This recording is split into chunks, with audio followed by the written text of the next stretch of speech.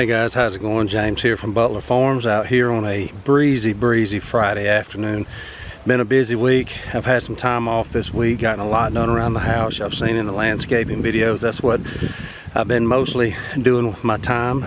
Not a lot really going on in the garden right now anyway. Just getting some fruit trees fertilized and that kind of thing, but as far as gardening, not much. So it's the time of year to do that kind of thing, but it's also the time of year to do what I've got going on behind me. Now, we're kind of in a rush this afternoon. We have some storms coming in tonight and tomorrow. Guys, before we go any further, I just want to tell all of you out there that if you're in the path of these storms, please pay attention to them. Here in central Alabama, we've been bumped up to 5 out of 5 as far as the severity level that's coming through tomorrow. So we would also appreciate y'all's prayers as we get prepared for what's coming. Because as you've seen in some of my other videos, we've ridden out a few up here, and we just pray that not only would we not have the damage that we had last time, but that everybody would stay safe, and you know, that the storms would break up and just go away. We do need rain. We just don't need the storms to go with it. But guys, looks like it's going to be a rough one. But let's get back to what we're doing today as we prepare for that. Gotten everything tied down in the yard and as best I can, and so just trying to knock a few things off my list before the rain sets in later tonight, and then round 2 comes tomorrow. Back here behind me, this is that area that I showed you that after the last set of storms we had cleared. Now years ago, this was all open anyway. When we first got married and I first moved up here, you can see how far out this trash, this overgrowth went. I think when I first moved up here, it was about out to here, and then it continually moved on out down the hill. We lost a lot of land over the years. You can see how big a spot this is out here. It was just not being used for anything productive. It was just overgrowth and the biggest thorns and briars that you've ever seen in here. So when they were up here clearing up our land from that last storm, I went ahead and had them to come in here with a big mulcher. And you know, my plans are at some point for this to be a potato patch up here. Sweet potatoes probably. It gets a lot of sun. We're late in the afternoon right now. I know it's shaded right now, but we're late in the afternoon. It's a little bit before 6 o'clock, and but we get a lot of sun starting that way in the mornings that go all the way across during the day. So it'd be a great place for it. It's good soil for it. But right now, with my work schedule and the time restraints that I have, I just don't have time to do it. So what can I do with this piece while I try to keep it fairly open until I can work myself some more time to be able to do something more productive with it. I've shown you in the past where my strawberry patch is, and I've mentioned in several of my videos that strawberry patch used to be a pollinator garden, and all I did is take a mix that I'm going to show you here in a minute and scraped it and just basically poured it out before rain, which we've got coming tonight, and for 2 or 3 years until I cleared it out to put the strawberries in. It did a wonderful job. They just came back every single year. It's beautiful to look at, but more importantly, you could walk through the yard and just hear the buzzing going on in it with the bees, butterflies everywhere. And I know for a fact that that helped my fruit trees and that helped my vegetable garden as well. What I'm using, if you can see this, I got this at Lowe's. Yeah, I'm not generally a fan of this brand as far as seeds go, but I will say this is the exact same thing that I used where the strawberry patch is now, and it did wonderful. It came up strong. You know, that's the picture that you see there on the front is pretty much what it looked like up there. And you know, again, with the butterflies and the bees, and yeah, we even had a few hummingbirds that came through that would buzz you up there. But that's what I'm gonna try to get this area to look like.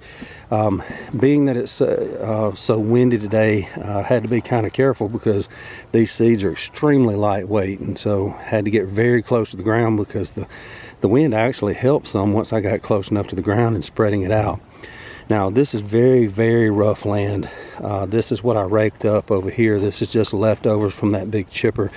And yes, I've got to get out here and get all this. I'll get the tractor up here with the bucket and load all this up and take it and dump it into the woods just to get this out of here. And you can see how much of it I have to get, and it's tedious. It's having to use a rake to get it up, and it's kind of heavy too, but I just piled it off to the side right now just to get it out of the way, and I'll come back later and do that. And so while I was doing that, it scraped the dirt a little bit. I didn't want to clear all of the debris out. Number one, you know me, I like to leave some stuff in place that serves as fertilizer as it rots. But also with the amount of rain and wind that we have coming, I don't know if you can, how well you can, there they are. You can see the seeds down there. And as I sprinkled them out, the wind helped carry them, helped push them across through there and spread them out very evenly, as a matter of fact. But I left a lot of the small stuff in here simply to hold them in place, because with the amount of rain that we have coming, I was afraid it would just wash all down into this trash pile. You can see the angle of this land up here. This is one little flat spot that goes all the way down there into that bottom, back up to my garden up there at the top. So I left these in here for the very reason that, as you can see, they're going to, as it rains, yes, some of them are going to wash away, but hopefully they'll get a good drenching. They are down in the little creases that I made with the rake, and these are going to hold those seeds in place and keep them from washing away, hopefully. Now, it's not something that I'm gonna be extremely tore up about if it doesn't come up like it's supposed to.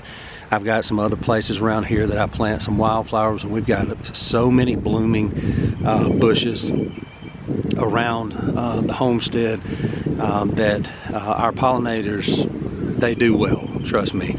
But this is just something I like to do. It puts some color out here. It's pretty to look at, and it thrills me to come out here, you know, when I walk up here going to the garden or something like that, and I can see and hear all of the butterflies and all of the bees. I've got a neighbor about a quarter of a mile from here that keeps bees, and I see them over here all the time. They love my place over here because I've always got something blooming, and you know, in the past he's helped me out with a little bit of honey too, so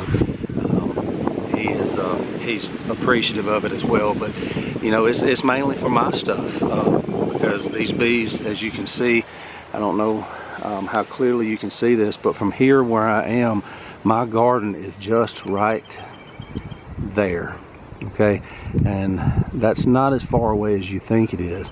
And you can see all my blueberry bushes up there on the hill. My pear trees are up above that ditch line. So, you know, these bees and butterflies and everything else that come in here, you know, if these wildflowers draw more of them in, just right out there is going to get the benefit of it, because you know, all of my plants, they are going to bloom. Those blueberry bushes are already blooming, and it'll just bring in more and more of those pollinators that I need to have a successful year. So just something I like to do. Just again, you know, it's not necessarily a gardening video, but it kind of is. You know, it's one of those things that I like to cover all my bases, and I like to make sure that the creatures that take care of me, these pollinators, that I try to take care of them a little bit too.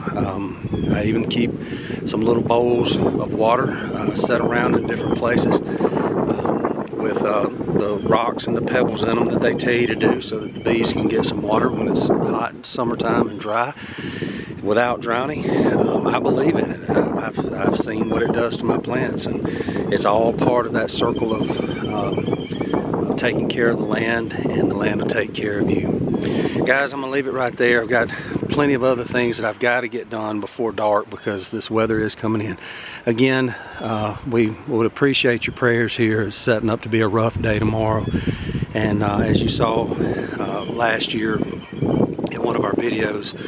We don't need to get hit like that again. So yes, we appreciate your prayers, but also know that our prayers from here are going out to all of you that are going to be in the path of this. It's widespread. It's going to be a pretty rough ride tomorrow. So know this, that at Butler Farms, all of you are in our prayers for your safety, for your family's safety. And I look forward to seeing you soon, guys.